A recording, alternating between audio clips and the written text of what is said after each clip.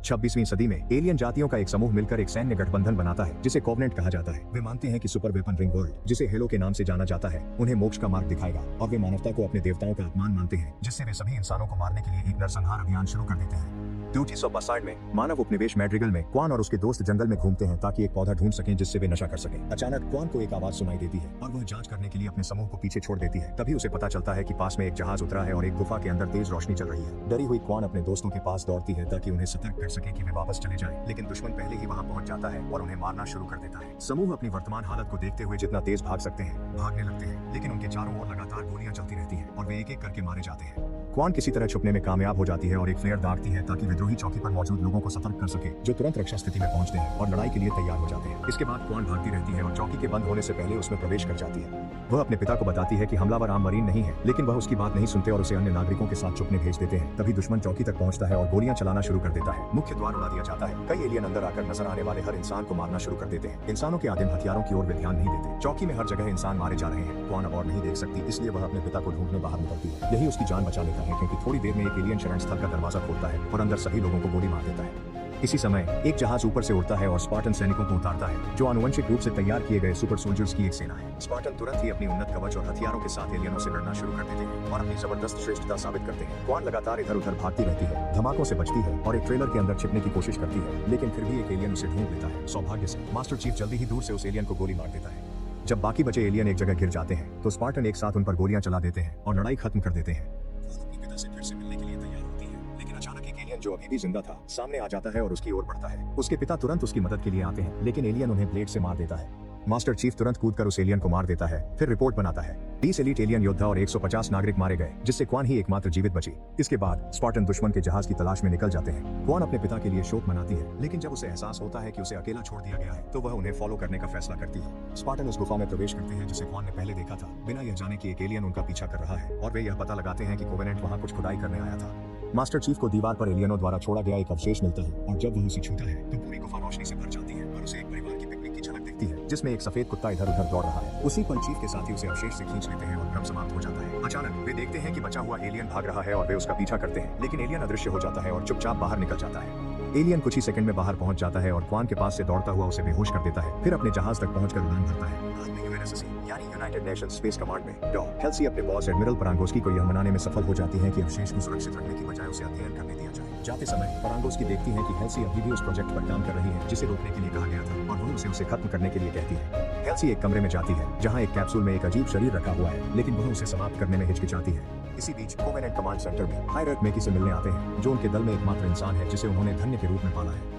उसने अवशेष के स्थान की भविष्यवाणी की थी, और जब पता चलता है कि कोई और भी उसे सक्रिय कर सकता है वह हैरान है। अब क्वान वह जागती है और घबरा जाती है जब उसे पता चलता है कि वह स्पार्टन जहाज में है। डॉ मिरांडा का एक होलोग्राम प्रकट होता है जो क्वान से एक एहसान मांगने के लिए आता है। वह चाहती है कि क्वान एक वीडियो रिकॉर्ड करे जिसमें वह अन्य कॉलोनियों को कोवेनेंट के खतरे के बारे में बताए, ताकि वे यूएनएससी से लड़ना बंद कर दें और सभी इंसान मिलकर एलियन से लड़ सकें। लेकिन सरकार के प्रचार के खिलाफ अपनी जिंदगी लड़ने के बाद क्वान इसका हिस्सा बनने से इनकार कर देती है, जब तक कि वे उसकी कॉलोनी को आजादी देने के बदले उसे भुगतान करने के लिए राजी नहीं होते। इसके बाद मास्टर चीफ क्वान को खाना खिलाते हैं और पता चलता है कि वे पहले मिल चुके हैं। क्वान की मां को मारने वाला वही था। उनकी बातचीत उस समय बाधित हो जाती है जब मास्टर चीफ को एक संदेश मिलता है जिसमें कहा गया है कि क्वान को खत्म करना होगा, और वह इतने परेशान हो जाते हैं कि सुरक्षा कैमरे बंद कर देते हैं। बेस पर परांगोस्की गुस्से से भर जाती है। इस पर हाल्सी समझाती है कि ऐसा लगता है कि अवशेष ने मास्टर चीफ को उसकी यादें और भावनाएं वापस लौटा दी हैं। स्थिति को नियंत्रण में लाने के लिए वह जहाज में ऑक्सीजन को शून्य कर देती है ताकि क्वान की जान ली जा सके, लेकिन मास्टर चीफ के सूट में केवल 40% ऑक्सीजन छोड़ती है। यह मास्टर चीफ के लिए इतना पर्याप्त होता है कि वह चलते रह सके और जहाज के पैनल खोल सके, जिससे क्वान बच जाती है। परांगोस्की अब और अवज्ञा बर्दाश्त नहीं करेंगी और आदेश देती है कि जब जहाज पास आए तो मरीन उसे उड़ा दे। जहाज पर क्वान एक हथियार उठा लेती है और मास्टर चीफ को धमकाती है, क्योंकि उसे लगता है कि वही उसे मारने की कोशिश कर रहा था। उसका विश्वास जीतने के लिए मास्टर चीफ हेलमेट उतारता है, चेहरा दिखाता है और अपना नाम जॉन बताता है। क्वान साथ काम करने को राजी हो जाती है और जहाज के एआई को गोली मारती है ताकि वह मैनुअल मोड में आ जाए और जॉन उसे उड़ा कर ले जाए, लेकिन दुर्भाग्य से एक तो पहले उन्हें निशाना बनाती है और जहाज जमीन पर गिरता है। सभी सैनिकों को अपनी ओर आते देख जॉन दोबारा अवशेष को छूने का फैसला करता है। दृष्टि में उसे अपना परिवार और अपना छोटा रूप अवशेष की तस्वीर बनाते हुए दिखाई देता है। उसी क्षण अवशेष से एक ऊर्जा तरंग पूरे बेस में फैल जाती है, जिससे वहां की सारी बिजली चली जाती है और सभी हथियार निष्क्रिय हो जाते हैं। हालांकि जहाज को अतिरिक्त ऊर्जा मिल जाती है, जिससे जॉन और क्वान उड़कर भागने में सफल हो जाते हैं। फिर एक फ्लैशबैक में दिखाया जाता है कि 22 साल पहले जॉन जब अभी प्रशिक्षण में ही था, वह आधी रात चुपके से बाहर निकलता है और सोरेन से मिलता है, जो हैरान रह जाता है जब उसका दोस्त उस पर बंदूक तान देता है। जॉन अब भागना नहीं चाहता और सोरेन को याद दिलाता है कि उन्हें नियमों का सम्मान करना चाहिए, लेकिन सोरेन अपने सपनों का पीछा करने और इस जगह के ब्रेन वॉश के तरीकों के बारे में बात करता है। वह जॉन को याद दिलाता है कि उसने इन प्रयोगों की वजह से अपना हाथ खो दिया था। जॉन उसे भागने के लिए 5 मिनट देने का फैसला करता है, लेकिन खुद जाने से इनकार करता है। वर्तमान में क्वान जहाज के चारों ओर चमक देखकर हैरान रह जाती है और जॉन समझाता है कि वे एक खास यात्रा विधि का इस्तेमाल कर रहे हैं जिसे स्लिप स्पेस कहते हैं। आखिरकार वे एक क्षुद्र ग्रह क्षेत्र में पहुंचते हैं, इसलिए जॉन तेज प्रतिक्रिया क्षमता से जहाज को वहां से सुरक्षित निकालता है और किसी भी नुकसान से बचाता है। जैसे ही वे क्षुद्र ग्रह क्षेत्र से बाहर निकलते हैं, उन्हें एक छिपा अंतरिक्ष स्टेशन मिलता है जिसे द्रबल कहते हैं, जो कानून के बाहर है। वहाँ के स्थानीय लोग तुरंत अपने हथियार निकाल लेते हैं और एक वाहन से जॉन का रास्ता रोकने की कोशिश करते हैं, लेकिन वह बस उसे हटा देता है। उसी समय स्टेशन का नेता उन्हें अपने हथियार नीचे करने के लिए कहता है। वह नेता दरअसल बड़ा हो चुका सोरेन होता है, जो जॉन का गर्मजोशी से स्वागत करता है और उसे बताता है कि क्वान के सिर पर इनाम रखा गया है। इसी बीच यूएनएससी एक विशेष बैठक बुलाता है ताकि स्थिति पर चर्चा की जा सके। वे जॉन को समाप्त करना चाहते हैं, लेकिन हाल्सी परांगोस्की की इच्छा के खिलाफ जाकर खुलासा करती है कि उसके पास कोर्टाना नामक एक नया प्रोग्राम है। यह मानव विकास का अगला चरण है और यह स्पार्टन की चेतना को ओवरराइड कर सकता है। उसकी जगह एक एआई को स्थापित कर सकता है जिससे उन्हें और अधिक नियंत्रित किया जा सके। अपने उच्च अधिकारियों के दबाव में परांगोस्की के पास कोर्टाना का परीक्षण करने के अलावा कोई विकल्प नहीं बचता। मैड्रिगल में राजनेता ग्राथ उन सभी विद्रोहियों को मार देता है जिनका क्वान के पिता से कोई संबंध था। जब एक ड्रोन वहां से गुजरता है तो वह उसे भी गोली मार देता है ताकि क्वान अब उस पर जासूसी न कर सके। बाद में वह और जॉन सोरेन को अवशेष दिखाते हैं, लेकिन जब सोरेन उसे छूता है तो कुछ नहीं होता। वह उन्हें रेत से मिलवाने का फैसला करता है, जो एक साधु है और जिसे कभी कोवेनेंट ने बंदी बना लिया था। जब वह अवशेष को देखता है तो वह इसे कोवेनेंट के धर्म के लिए एक महत्वपूर्ण वस्तु के रूप में पहचानता है और समझाता है कि वे आकाशगंगा में इसके और टुकड़ों की तलाश कर रहे हैं। जब वह इसे छूता है तो कुछ नहीं होता, क्योंकि केवल धन्य लोग ही इसे सक्रिय कर सकते हैं। इसलिए वह इसे जॉन की ओर फेंक देता है, जिसे जॉन अपने हाथ से पकड़ लेता है। अवशेष तुरंत एक अंगूठी के आकार में चमकने लगता है और एक ऊर्जा तरंग छोड़ता है, जिससे जॉन को एक और फ्लैशबैक आता है जिसमें वह अपनी मां की मृतदेह देखता है। जब जॉन होश में आता है, रेत चिल्लाता है कि यह अंगूठी ही हेलो है, वही सुपर हथियार जिसे एलियंस मानवता खत्म करने के लिए चाहते हैं। रेत मानता है कि जॉन को अवशेष नष्ट कर सभी को बचाने के लिए खुद मरना चाहिए। इस खुलासे से परेशान होकर जॉन तय करता है कि उसे इस खतरनाक हथियार से निपटने यूएनएससी की मदद चाहिए। इसलिए वह सोरेन से कहता है कि क्वान का ख्याल रखें और फिर जहाज में निकल जाता है। कुछ ही पलों बाद वह बेस पर पहुंचता है और तुरंत गिरफ्तार कर लिया जाता है, जबकि हाल्सी अध्ययन के लिए अवशेष को ले जाती है। फिर एक और फ्लैशबैक में उबान ग्रह दिखाया जाता है, जो कचरा पुनः प्राप्ति के लिए समर्पित एक मानव कॉलोनी है। जब सभी लोग काम कर रहे होते हैं, दो बच्चे छुपकर एक साथ कहानी पढ़ते हैं। वे देखते हैं कि कहानी के पात्र एक दूसरे को चूमते हैं और वे भी इसे आजमाने का फैसला करते हैं, लेकिन तभी गार्ड्स आ जाते हैं जो उनका पीछा करते हैं। लड़के को पकड़ लेते हैं और उसे पीट कर मार डालते हैं। वे लड़की को भी चोट पहुंचाने लगते हैं, लेकिन उसी समय कॉवेनेंट के कुछ एलियन वहां आ जाते हैं। गार्ड को धक्का देने के बाद वे लड़की को अपने साथ ले जाते हैं। वर्तमान में वही लड़की मेकी बन चुकी है और वह कॉवेनेंट के प्रमुखों को सूचित करती है कि वह खुद अवशेष और जॉन की तलाश में जाएगी। फिर हाल्सी की ओर लौटते हैं, जो आखिरकार उस शरीर को जगाती है जिसे उसने लैब में छुपा कर रखा था, और वह उसका अपना क्लोन है। वे दोनों बहुत अस्तित्ववादी बातचीत करते हैं ताकि यह सुनिश्चित किया जा सके कि क्लोन का दिमाग सही स्थिति में है। इसके बाद हाल्सी जॉन को लैब में लाती है और उसे प्रक्रिया से गुजरने के लिए मना लेती है ताकि वह फिर से युद्ध के मैदान में लौट सके। इसके बाद वे क्लोन की आंख में सुई डालकर उसका दिमाग निकालते हैं, जिसे फिर जॉन के सिर में प्रत्यारोपित कर दिया जाता है, जबकि क्लोन को वास्तविक कर दिया जाता है। जैसे ही प्रक्रिया पूरी होती है, कोर्टाना आखिरकार एक होलोग्राम के रूप में प्रकट होती है, जो एआई का प्रतिनिधित्व करती है। उसका भविष्य का मिशन खुद को पूरी तरह से जॉन में एकीकृत करना है ताकि उसकी शारीरिक और मानसिक क्षमता को अधिकतम किया जा सके। लेकिन फिलहाल हाल्सी ने उसकी पहुंच सीमित की है, क्योंकि वह पहले जॉन का इस्तेमाल अवशेष का परीक्षण करने के लिए करना चाहती है। जब जॉन जागता है तो उसे अपने दिमाग में किसी आवाज का होना पसंद नहीं आता, लेकिन वे फिर भी अवशेष का परीक्षण करते हैं। जैसे ही जॉन उसे छूता है, वह सक्रिय हो जाता है और उसे बचपन की ओर यादें दिखाता है। लेकिन जब वह इस तरह जुड़ा होता है, तब कोर्टाना उसकी दृष्टियों तक पहुंच नहीं बना पाती। बाद में जॉन अपनी यादों की जगह खोजने को डाटाबेस में तलाश करता है और कोर्टाना उसे मार्गदर्शन देने की कोशिश करती है, लेकिन उन नामों में से कोई भी उसके भीतर वैसी भावना नहीं जगाता जैसा अवशेष करता है। कोर्टाना याद दिलाती है कि उसका इमोशनल रेगुलेटर उसे महसूस करने से रोकता है, इसलिए जॉन उसे हटाने का फैसला करता है। जब कोर्टाना हाल्सी को चेतावनी देने की कोशिश करती है, तो डॉक्टर कहती है कि वह जॉन का मार्गदर्शन करे ताकि वह उसे दोस्त की तरह देखे, न कि जासूस की तरह। कोर्टाना के निर्देशों का पालन करते हुए जॉन चाकू से रेगुलेटर को सफलतापूर्वक हटा देता है, इस बात से अनजान कि उसकी टीममेट काई उसे चुपके से देख रही है। इसके बाद जॉन बदलाव के लिए असली भावनाओं के साथ दुनिया और कला का अनुभव करने के लिए टहलने जाता है। एक कुत्ते को देखकर उसे अवशेष की याद आ जाती है, इसलिए वह उसे फिर से छूने के लिए बेस पर वापस दौड़ता है, और इस बार वह अपने बचपन के खुद को बार बार उस अवशेष को बनाते हुए देखता है, जिससे उसके पिता नाराज हो जाते थे। उसने एक दूसरा कलाकृत भी बनाया था और कहा था कि दोनों अवशेष एक साथ जुड़े हुए हैं। उसके पिता ने उससे कुछ दफन करवाया था, और जब जॉन वर्तमान में लौटता है तो वह उसे खोजने के लिए बेताब हो जाता है। उसे अपने ग्रह के चारों ओर बर्फीले छल्ले याद आते हैं और कोर्टाना डेटाबेस में पता चलता है कि वह एरिडेंस टाई से है, जो एक मालवाहक जहाज द्वारा लाए वायरस के कारण निर्जन हो गया था, जिसने पूरी आबादी को चपेट में ले लिया। जब हाल्सी उसे ढूंढती है, वह सब कुछ बता देता है और वे दोनों जवाबों की तलाश में एरिडेंस टावर जाने का फैसला करते हैं। इसी बीच एक गश्ती जहाज एक कोवेनेंट स्टारक्राफ्ट को पास प्रकट होते देखता है, लेकिन हैरानी की बात है कि वह हमला नहीं करता। वे संचार स्थापित करती है और एक हताश महिला मदद की गुहार लगाती है, कहती है कि वह अपने ग्रह से भाग निकली थी जब उस पर कोवेनेंट ने हमला किया था। सैनिकों का एक दल उसे बचाने के लिए जहाज पर चढ़ता है, लेकिन वह असल में मक्की निकलती है, जो एलियन कीड़ों का घातक हमला छोड़ देती है, जो तुरंत ही सभी सैनिकों को मारना शुरू कर देते हैं। वह नेता के पास पूछताछ के लिए जाती है, लेकिन वह बोलने से इनकार कर देता है, तो वह अपनी नाखून में छुपे हथियार से उसे मार देती है। सैनिकों के जहाज में कुछ भी उपयोगी नहीं मिलता, इसलिए मक्की तय करती है कि वह मैड्रिगल जाएगी। रबल में क्वान खबरों में देखती है कि ग्रैथ उसके गृह पर कब्जा कर रहा है, तो वह सोरेन से उसे जाने और लड़ने देने की गुजारिश करती है, लेकिन सोरेन मना कर देता है। बाद में सोरेन क्वान को अपनी एक जहाज चुराने की कोशिश करते हुए पकड़ लेता है तो क्वान एक नया प्रस्ताव रखती है। अगर वह उसे वापस मैड्रिगल ले जाएगा तो वह अपने परिवार के पैसों से उसे अच्छा खासा इनाम देगी। सोरेन मान जाता है और वे उसके जहाज से रवाना हो जाते हैं। बेस पर काई जॉन का उदाहरण अपनाने का फैसला करती है और वह भी अपनी इमोशनल रेगुलेटर निकाल देती है। पहले से ही खुद को अलग महसूस करते हुए वह अपने बाल भी रंगने का फैसला करती है। इसके बाद काई और जॉन की बाकी टीम को मिरांडा बुलाती है जो हॉल्सी के न होने पर रिलिक का परीक्षण करना चाहती है। हालांकि कोई भी उसे छुए कुछ भी नहीं होता। आखिरकार हॉल्सी और जॉन एरिडेनस टाई पहुंच जाते हैं और जॉन का बचपन का घर ढूंढ लेते हैं। जॉन तुरंत खुदाई शुरू करता है लेकिन उसे केवल एक डिब्बा मिलता है जिसमें उसकी ड्राइंग्स हैं। फिर वह घर के अंदर जाता है और कॉर्ताना से कहता है कि वह उसकी यादों का इस्तेमाल करके यह जगह पहले जैसी दिखती थी वैसा फिर से बनाए। जैसे जैसे वह इधर उधर घूमता है उसकी और भी ज्यादा यादें वापस आने लगती हैं। वह देखता है कि उसका बचपन वाला खुद बहुत सारी ड्राइंग बना रहा है और एक विशाल धातु की संरचना खोज रहा है। उस ड्राइंग में एक भूमिगत गुफा दिखाई गई थी जिसमें छोटा जॉन अपने कुत्ते के साथ गया था। वहाँ बच्चे ने दीवार पर किसी चीज को छुआ और इससे गुफा हिलने लगी तो वह भाग गया। अगले दृश्य में दिखाया गया कि हॉल्सी जॉन से मिलने आई थी।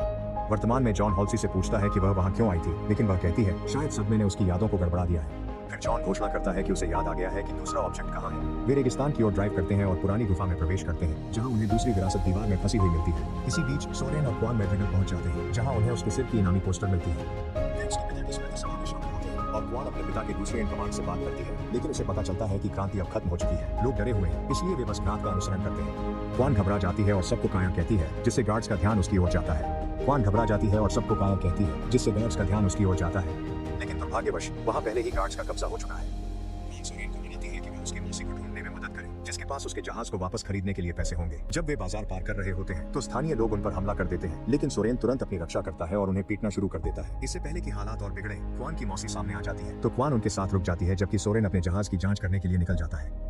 दुर्भाग्यवश एक व्यापारी उसे बताता है कि जहाज पहले ही पार्ट्स के लिए कबाड़ में बेच दिया गया है तो सोरेन उसकी बाइक चुरा लेता है। अब वापस क्वान की ओर वह अपनी मौसी से जानती है कि अब कोई पैसा नहीं बचा है क्योंकि उसके पिता ने सारी दौलत क्रांति में खर्च कर दी थी। मौसी कहती है कि उसके पिता एक झूठ के लिए मरे और एक कहानी साझा करती है। सालों पहले युद्ध से पहले उसके पिता ने रेगिस्तान में रह रहे एक समूह से मुलाकात की थी जिन्हें मिस्टिक्स कहा जाता था। लौटने पर उनका व्यवहार बदल गया था और वे पूरी तरह आश्वस्त थे कि उनका उद्देश्य मैड्रिगल को आजाद कराना है। अचानक बातचीत में खलल पड़ता है जब क्रांत द्वारा भेजी गई एक हत्यारिन आ जाती है जो जल्दी ही मौसी की हत्या कर देती है। इससे पहले कि वह क्वान को भी मार सके सोरेन पहुंचता है और गोलीबारी करता है लेकिन घायल हत्यारिन खिड़की से कूदकर भाग जाती है। सोरेन क्वान को घसीटते हुए बाहर ले जाता है लेकिन तभी गार्ड्स उन पर गोलियां चलाने लगते हैं। दोनों बाइक पर सवार होकर तेज रफ्तार से वहां से निकल जाते हैं। आखिरकार वे भागते भागते रेगिस्तान में पहुंच जाते हैं लेकिन बाइक खराब हो जाती है। सोरेन क्वान को बाइक से हथकड़ी लगाकर छोड़ देता है और कोई दूसरा साधन ढूंढने निकल जाता है। हालांकि क्वान एक पत्थर का इस्तेमाल कर बाइक पर मारती है और किसी तरह खुद को आजाद कर लेती है। बाद में जब सोरेन जीप लेकर लौटता है तो उसे बाइक अकेली ही मिलती है। अचानक क्वान दिखाती है कि वह रेत के नीचे छुपी हुई थी और पीछे से आकर सोरेन को चौंका देती है और उसे बेहोश कर देती है। फिर एक और फ्लैशबैक में दिखाया जाता है कि युवा हाल्सी एरिडेनस टवाई में एक विशेष स्कूल की स्थापना का दौरा कर रही है। वह देखती है कि एक युवा जॉन एक बच्चे को गिरने से बचा लेता है बस उसके टखने को पकड़कर जो कि बहुत प्रभावशाली था। इसके बाद खुलासा होता है कि उनके पति कैप्टन जैकब थे यानी मिरांडा उनकी बेटी है। वर्तमान में मिरांडा एरिडेनस टूई पहुंचती है जहां हाल्सी एक बेस स्थापित कर रही है ताकि वह चट्टान से अवशेष निकालने पर काम कर सके। जैकब उसे गुफा में ले जाता है जहां हाल्सी जॉन से कह रही है कि वह इस अवशेष से दूर रहे क्योंकि यह पहले वाले से कहीं अधिक शक्तिशाली है। वह गुफा से बाहर निकलता है और देखता है कि काय कितनी बदल गई है और तुरंत समझ जाता है कि उसने क्या किया है। काय को अपने किए पर कोई पछतावा नहीं है लेकिन जॉन कहता है कि वह लड़ाई के लिए उपयुक्त नहीं है और उसे ग्राउंड कर देता है। बाद में टीम एक लेजर की मदद से चट्टान में घुसने की कोशिश करती है लेकिन इससे एक ध्वनि तरंग उत्पन्न होती है जिससे सभी लोग असहनीय दर्द में भागने लगते हैं। यह तरंग इतनी शक्तिशाली होती है कि यह मटी तक भी पहुंच जाती है जो मैड्रिगल की गुफाओं में है। वह घोषणा करती है कि अब उसे दूसरे अवशेष का स्थान पता चल गया है। वापस गुफा में दूसरे अवशेष के चारों ओर की सुरक्षात्मक बाधा आखिरकार टूट जाती है। जब सभी लोग अवशेष को ले जाने की तैयारी कर रहे होते हैं जॉन हाल्सी के आदेशों की अनदेखी करता है और उसे छूता है जिससे उसे हाल्सी द्वारा उसे उसके घर से अगवा कर स्पार्टन प्रोग्राम में ले जाने की एक याद दिखाई देती है। हाल्सी जॉन की चीख सुनती है और उसे देखने आती है तो जॉन इस मौके का फायदा उठाकर उससे जवाब मांगता है। जब हाल्सी कहती है कि वे अवशेष को लेने के बाद में बात कर सकते हैं तो गुस्से में जॉन उस पर हमला करने की कोशिश करता है। इसीलिए कोर्टाना उसके न्यूरल ब्रिज को बंद कर देती है और उसे बेहोश कर देती है। जब जॉन जागता है तो उसे पता चलता है कि उन पर एक कॉर्पोरेट अंतरिक्ष यान से हमला हो रहा है जो तुरंत ही फायरिंग शुरू कर देता है और टीम अपनी सबसे अच्छी जहाज खो देती है। अब उन्हें मिरांडा के जहाज का इस्तेमाल करना होगा और जैसे ही वैज्ञानिकों को निकाला जाता है मिरांडा और हाल्सी धमाकों से बचने के लिए दौड़ती है और उन्हें जहाज में चढ़ने में मदद करती है। स्पार्टन अब बाहर जाकर उन एलियंस से लड़ते हैं जो अब कैंप पर हमला कर रहे हैं। एक भयंकर लड़ाई शुरू हो जाती है जिसमें दोनों पक्ष हर तरह की उन्नत तकनीक का इस्तेमाल करते हैं और इस प्रक्रिया में कई लोग मारे जाते हैं। यह सब मौत देखकर काई स्तब्ध रह जाती है जिससे वह कोवेनेंट के लिए आसान निशाना बन जाती है। जॉन उसे बचाना चाहता है इसलिए वह एलियन वाहन पर कूद जाता है ताकि उसे क्रैश कर सके। फिर वह एलियन से आमने सामने लड़ता है और उन्हें असामान्य क्रोध के साथ पीटता है। क्योंकि जॉन इस सब में व्यस्त रहता है एक एलियन अवशेष तक पहुंच जाता है और मुख्य कोवेनेंट जहाज उसे लेकर चला जाता है। जाने से पहले वे मैकी को जमीन पर गिरा देते हैं जहां वह खुद को एक रिहा की गई बंधक के रूप में दिखाती है। इसके बाद कई और मैकी को चिकित्सा कक्ष में ले जाया जाता है और जॉन फैसला करता है कि हॉल्सी को एक लैब में बंद कर दिया जाए। फिर वह डिकंटामिनेशन सिस्टम को सक्रिय करता है जिससे हॉल्सी को भारी मात्रा में विकिरण मिलनी चाहिए। जैसे ही डॉक्टर अपनी जान की भीख मांगती है, जॉन कॉर्ताना से इसे रोकने के लिए कहता है, लेकिन वह सिस्टम को ओवरराइड नहीं कर सकती। आखिरी क्षण में जॉन हॉल्सी को आजाद कर देता है और बताता है कि यह सब एक परीक्षा थी ताकि वह कॉर्ताना की सीमाओं को जान सके। बाद में मैकी डॉक्टरों को बताती है कि उसे बचपन में कोवेनेंट ने अगवा कर लिया था, लेकिन वह इससे ज्यादा कुछ नहीं बताती जब तक कि उसे जॉन से बात करने का मौका न मिले। ऊपरी अधिकारी जॉन को मैकी से मिलने की अनुमति देते हैं, जो बताती है कि कोवेनेंट दूसरी विरासत चाहता है और वे पहली विरासत को स्पैरो स्टार सिस्टम में छुपा रहे हैं। जॉन जानना चाहता है कि उसे उस पर भरोसा क्यों करना चाहिए, इसलिए मैकी समझाती है कि वह भी उसी की तरह एक ब्लेस्ड वन है। यह सुनकर जॉन इतना परेशान हो जाता है कि वह कमरे से बाहर चला जाता है, जहां जैकब अपनी टीम को एस्पेरो सिस्टम का पता लगाने के लिए लगाता है, जो पहले कभी खोजा नहीं गया था। वहीं प्रांगोस की हॉल्सी को कॉर्ताना और क्लोन्स पर पूरी रिपोर्ट देने के लिए कहती है ताकि वह उसे बलि का बकरा बना सके। जॉन वहां पहुंचता है और पूछताछ की कमान अपने हाथ में ले लेता है, जिसे प्रांगोस की तब तक अनुमति देती है जब तक इससे मैकी बोलने लगे। हॉल्सी समझाती है कि उसने स्पार्टन प्रोग्राम मानवता की रक्षा के लिए बनाया था, लेकिन इसके लिए बच्चों पर संशोधन ऑगमेंटेशन जरूरी था। चूंकि कोई माता पिता इसकी अनुमति नहीं देते, उसने बच्चों का अपहरण कर लिया और उनकी जगह ऐसे क्लोन रख दिए जो अंततः एक अज्ञात दौरे की बीमारी के कारण मर गए। हॉल्सी दावा करती है कि यह बात सिर्फ वही जानती है ताकि जैकब और प्रांगोस की रक्षा कर सके, लेकिन यह बातचीत मिरांडा भी सुन लेती है, जो अब अपनी मां को एक राक्षस मानने लगती है। गुस्से में जॉन कमरे से निकलता है और मिरांडा से पूछता है कि क्या वह पुष्टि कर सकती है कि मैकी सच में अवशेष से संपर्क कर सकती है। वह कॉर्ताना से कहता है कि उसे हटाने की कोशिश करेगा। फिर वह काय से मिलने जाता है ताकि सच्चाई बता सके और कहता है जल्दी ठीक हो क्योंकि उसे उसकी जरूरत है। इसी बीच हॉल्सी परांगोस्की से मिलने जाती है, जो उसे बताती है कि अब वह प्रोजेक्ट से बाहर है और मिरांडा उसकी जगह लेगी। इसके बाद वह गार्ड्स को उसे बाहर निकालने का आदेश देती है। जब मिरांडा मैकी का परीक्षण शुरू करती है, जॉन बेचैन महसूस करने लगता है और स्वास्थ्य जांच के लिए कंप्यूटर के पास भाग जाता है। अचानक उसे क्वान का दृश्य दिखता है, जो गायब हो जाता है जब कंप्यूटर घोषणा करता है कि जॉन को तुरंत डॉक्टर से मिलना चाहिए। बाद में जब मिरांडा मां की लैब संभालने की कोशिश करती है, कंप्यूटर उसे एक्सेस देने से मना कर देता है और सिर्फ हॉल्सी का एक संदेश दिखाता है जिसमें मिलने के लिए कहा गया है।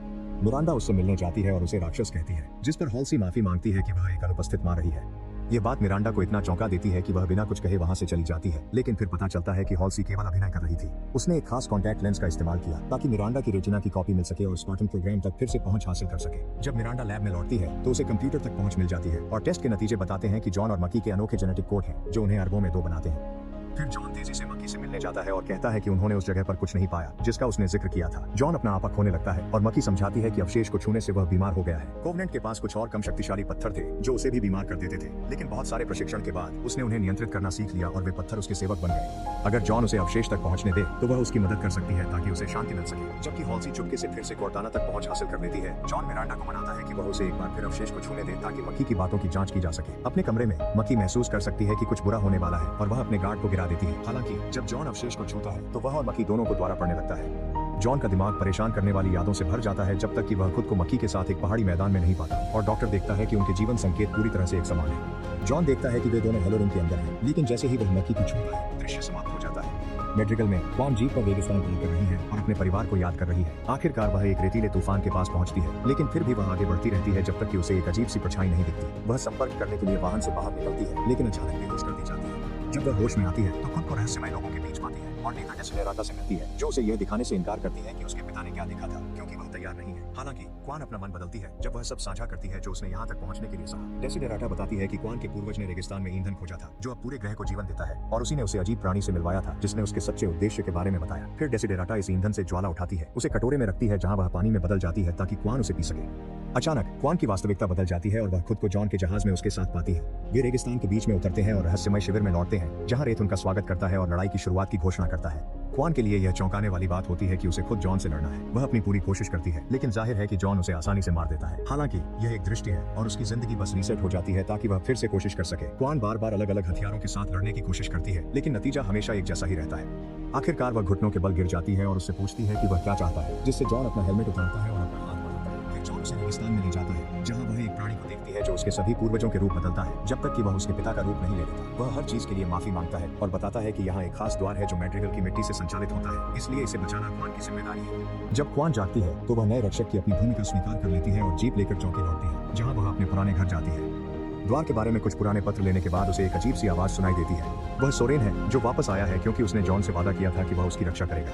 उसी समय ग्राथ और उसके लोग चौकी को घेर लेते हैं, लेकिन क्वान के पास एक योजना है। वे एक सुरंग का इस्तेमाल करके हाइड्रोजन स्टेशन चालू कर सकते हैं और जब दोनों बंकर में छिपे होंगे तब सभी को मार सकते हैं। दुर्भाग्यवश पाइप को मैन्युअली खोलना पड़ेगा, इसलिए क्वान एक गुप्त सुरंग से नीचे जाती है, जबकि सोरेन दुश्मनों का ध्यान भटकाने के लिए गोलियां चलाता है और फिर चुपके से सैनिकों को आमने सामने मारने के लिए निकल पड़ता है। क्वान सुरंग तक पहुंचती है, लेकिन वहाँ एक सैनिक उसे पकड़ लेता है, जिससे दोनों के बीच लड़ाई शुरू हो जाती है। तभी सोरेन उस आदमी को गोली मारकर क्वान को बचा लेता है। इसके बाद वे दोनों बंकर तक पहुंचने के लिए अलग अलग हो जाते हैं और जब सोरेन दुश्मनों को मारना जारी रखता है, क्वान एक एलियन ग्रेनेड से ध्यान भटकाती है। अचानक ग्राज सोरेन को गोली मारकर गिरा देता है और धमकी देता है कि अगर क्वान बाहर नहीं आई तो वह सोरेन को मार डालेगा। हालांकि क्वान को स्पार्टन हथियार मिल जाता है और वह उसका इस्तेमाल पाइप पर गोली चलाने के लिए करती है, जिससे बड़ा धमाका होता है। सोरेन और क्वान समय रहते बंकर के अंदर पहुंच जाते हैं, इससे पहले कि आग की लपटें उन्हें छू सकें, लेकिन अब उनके दुश्मन सिर्फ राख बन चुके हैं। बारिश के बाद जब आग बुझती है, सोरेन क्वान से विदा लेता है और क्वान उसे चौकी में मिले कुछ पैसे देकर धन्यवाद कहती है। कुछ समय बाद हेल्सी और कोर्टाना देखती हैं कि जॉन की सेहत में सुधार आया है जब से उसने मक्की से संपर्क किया है।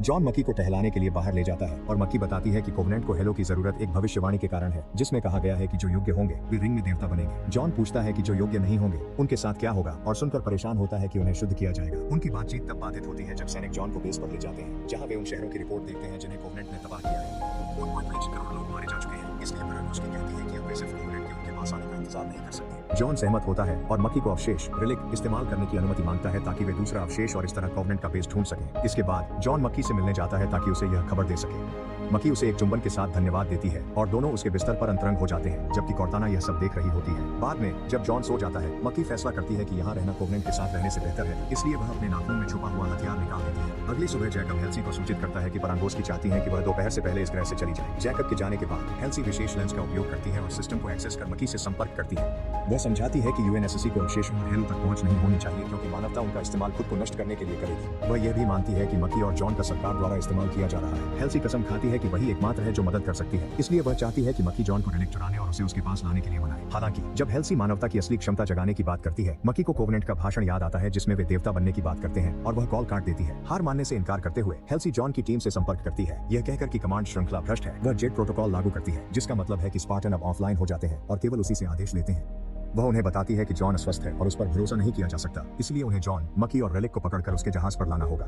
काई को यह सब पसंद नहीं आता, इसलिए हेल्सी बाकी स्पार्टनों को आदेश देती है कि वे उसे बेहोश कर हथकड़ी लगाकर छोड़ दें। बेस पर मिरांडा एलियन ऑडियो का विश्लेषण करती है जो उसे उस जहाज से मिला था जिस पर मक्की ने पहले हमला किया था, और उसे पता चलता है कि वह आवाज मक्की की है। उसकी कम्युनिकेशन काम नहीं कर रही क्योंकि हेल्सी ने चाल चली, इसलिए उसे बाकी लोगों को चेतावनी देने दौड़ना पड़ता है। जॉन मक्की को रिलिक देखने के लिए ले जाता है, जबकि स्पार्टन लोग गलियारे के अंत में उनका इंतजार करते हैं ताकि उन पर हमला कर सके। हालांकि कोर्टाना अब जॉन को पसंद करने लगी है और वह उसे जाल के बारे में चेतावनी देने का फैसला करती है, साथ ही हेल्सी को सिस्टम से डिस्कनेक्ट कर देती है। मक्की को भेजने के बाद जॉन आगे आता है और अपने साथियों से लड़ता है और बिना आर्मर पहने हुए भी वह उन्हें अच्छी टक्कर देने में सफल रहता है। जल्द ही काय खुद को आजाद कर लेती है और लड़ाई में शामिल हो जाती है, जॉन की तरफ से लड़ते हुए। इसी बीच मक्की जल्दी से रिलिक रूम में जाती है ताकि जैकब और परांगोस्की को सब कुछ बता सके, लेकिन तभी मिरांडा आकर उन्हें रोक देती है और बताती है कि मक्की दुश्मन है। गार्ड्स तुरंत उसे नीचे गिरा देते हैं और अपने हथियारों से उसे जलाने लगते हैं, जिससे मक्की को अपने बचपन में उसे चोट पहुंचाने वाले लोग याद आ जाते हैं और वह बदला लेने के लिए रिलिक को छूने की कोशिश करती है। रिलिक को सक्रिय करने से स्पार्टन और गार्ड सभी गिर जाते हैं, जबकि मक्की और जॉन रिंग पर प्रकट होते हैं। मक्की उसे अलविदा कहती है और फिर गायब हो जाती है। जब चक्कर खाया हुआ जॉन उठता है तो उसे पता चलता है कि पूरी बेस पर हमला हुआ है। मिरांडा उसे बताती है कि मक्की रिलिक के साथ चली गई है, तो वह उसे ढूंढने के लिए दौड़ता है, लेकिन रास्ते में एक स्पार्टन उसे रोक लेता है और काय को गोली मारने की धमकी देता है। जॉन समझाने लगता है कि हाल्सी ने उन सबको अगवा किया था और उनका ब्रेन वॉश किया था, लेकिन स्पार्टन उस पर विश्वास नहीं करते जब तक कि जैकब आकर इस कहानी की पुष्टि नहीं करता और यह स्वीकार करता है कि उसने अपनी पत्नी की मदद की थी। मिरांडा यह सुनती है और वह भी उससे घृणा करने लगती है। स्पार्टन जॉन की मदद करने के लिए तैयार हो जाते हैं ताकि वे मक्की को ढूंढ सकें, जबकि काय हाल्सी के पीछे जाती है। दुर्भाग्यवश मक्की पहले ही एक अंतरिक्ष यान में जा चुकी है, लेकिन हाल्सी अभी भी इतनी पास है कि काय उसके जहाज पर कूदकर छत तोड़ देती है। हाल्सी का सहायक उसे पीछे से मारता है, लेकिन काय तुरंत उसे मार देती है, जबकि हाल्सी इस मौके का फायदा उठाकर इमरजेंसी पॉड में भाग जाती है। फिर जहाज बेस के पास दुर्घटनाग्रस्त हो जाता है, लेकिन सौभाग्य से काय अपनी आर्मर की वजह से बच जाती है। इसके बाद जॉन को कोवेनेंट की भविष्यवाणी याद आती है और एहसास होता है कि यह एक संकेत है। कोर्टाना की मदद से वह ऐसे ग्रह की तलाश करता है जो कांच के टुकड़ों जैसा दिखता है और उसे ढूंढ लेता है, जिससे पता चलता है कि आमतौर पर एक प्रकाश का भ्रम इसे छुपा देता है। जब स्पार्टन टीम अवशेष को वापस लाने के लिए निकलती है, जैकब के लोग हाल्सी को ढूंढ लेते हैं और उसे बेस पर वापस ले आते हैं, जहां उसे फांसी दी जाएगी। हालांकि हाल्सी को द्वारा पड़ता है और उसकी नाक से खून बहने लगता है, जिससे पता चलता है कि वह असल में एक क्लोन है और असली हाल्सी भाग गई है। मक्की कोवेनेंट के पास लौटती है और अवशेष सौंप देती है, जिससे हायरर्ट्स को ग्रेट जर्नी शुरू करने का मौका मिल जाएगा। वह उनसे अनुरोध करती है कि वे उसे भी अपने साथ ले जाएं, और वे उसकी बात मान लेते हैं। हालांकि निजी तौर पर वे चर्चा करते हैं कि अवशेष सक्रिय करने के बाद वे उसे मार देंगे। इसी बीच जॉन पूरी कोशिश करता है कि वह जहाज को नए तारामंडल के बीच से ले जाए, लेकिन जहाज में खराबी आ जाती है और एक कमरे में आग लग जाती है। काय तुरंत आग बुझा देती है, जबकि जॉन रुकने से इनकार कर देता है, और अंतरिक्ष में काफी हिलने डुलने के बाद वे आखिरकार सुरक्षित अपनी मंजिल पर पहुंच जाती है। टीम ग्रह पर उतरती है और बिना अलार्म बजाए आसानी से पहरेदारों को हरा देती है, क्योंकि सभी एलियन मंदिर के अंदर है। जब दोनों अवशेषों को एक साथ रखा जाता है तो जॉन और मक्की तुरंत एक दूसरे की उपस्थिति महसूस करते हैं। जॉन को चक्कर आने लगते हैं और वह अपनी छुपने की जगह से गिर जाता है, जिससे दुश्मन उसे देख लेता है। हायरर्ट्स सोचते हैं कि मक्की उन्हें यहाँ लाई है और वे सैंगहेली योद्धाओं की एक विशाल सीमा छोड़ देते हैं। स्पार्टन्स और सैंगहेली के बीच एक भयंकर युद्ध शुरू हो जाता है। मानव काफी संख्या में एलियनों को गिरा देते हैं, खासकर जॉन, जो कई दुश्मनों को हराने के बाद उनके नेता के पीछे जाता है। दुर्भाग्यवश वह एलियन बहुत ताकतवर है और जल्दी ही जॉन पर हावी हो जाता है। धीरे धीरे उसका हेलमेट तोड़ता है। मकी यह देखती है और रिलिक की ओर दौड़ती है। उसे छूकर एक लहर छोड़ती है जो अधिकांश एलियन योद्धाओं को टक्कर मारती है और उन्हें एक खाई से नीचे गिरा देती है। फिर रिलिक आकाश में एक प्रकाश किरण छोड़ता है जिससे हेलो का स्थान प्रकट हो जाता है। जब एलियन उस स्थान के आगे घुटनों के बल बैठ जाते हैं, जॉन मकी के पास जाता है, लेकिन अचानक खुद को हेलो रिंग की दृष्टि में पाता है। जब वह मकी को समझाने की कोशिश करता है कि यह असली नहीं है और उन्हें यहाँ से जाना चाहिए, तब बाकी स्पार्टन जॉन के जमे हुए शरीर की रक्षा बाकी बचे एलियनों से करते हैं, लेकिन वहाँ इनकी संख्या बहुत अधिक है और आग भी भयंकर है। अचानक जॉन देखता है कि मकी खून बहा रही है और जब वह हकीकत में लौटता है तो उसका मृत शरीर जमीन पर गिर जाता है। पता चलता है कि काय को जॉन को बचाने के लिए मकी को मारना पड़ा। रिलिक सक्रिय हो जाता है और हेलो का नक्शा गायब हो जाता है, इसलिए कोवेनेंट को उसका केवल आधा हिस्सा ही देखने को मिला। जल्द ही स्पार्टन एलियनों के सामने हार मान जाते हैं और जॉन को छोड़कर बाकी सभी गिर जाते हैं, क्योंकि जॉन अपनी टीम और दोनों रिलिक्स के बिना जाने से इनकार कर देता है। जब वह उसे छुए, जमने से बचने के लिए जॉन कॉर्ताना से कहता है कि वह उसके शरीर का नियंत्रण संभाल ले। कॉर्ताना मना कर देती है क्योंकि उसे यकीन नहीं कि वह जॉन को वापस ला पाएगी, और इसी दौरान योद्धा नेता जॉन पर हमला कर देता है, जिससे वह दूर जा देता है। क्योंकि जॉन वैसे भी मरने वाला है, कॉर्ताना आखिरकार उसका नियंत्रण संभालने के लिए तैयार हो जाती है। कॉर्ताना के इतने शक्तिशाली शरीर का नियंत्रण संभालते ही एलियनों को कुछ ही सेकंड में मार गिराया जाता है। नेता अभी भी खड़ा है, लेकिन कॉर्ताना दूर से स्पार्टन जहाज को नियंत्रित करती है और उसका इस्तेमाल कर नेता को गिरा देती है। फिर वह अवशेषों को उठा लेती है और बाकी स्पार्टनों के साथ अपने जहाज में भाग जाती है। चूंकि उनके पास फर्स्ट एड किट नहीं है, वे अपनी चोटों का इलाज ठीक से करते हैं। बाद में जब काय जॉन को देखने जाती है तो शरीर बस सिर घुमा देता है, जिससे यह दर्शकों पर छोड़ दिया जाता है कि वह वापस आया है या नहीं। ऐसे और वीडियो देखने के लिए सब्सक्राइब करें और नोटिफिकेशन ऑन करें। देखने के लिए धन्यवाद।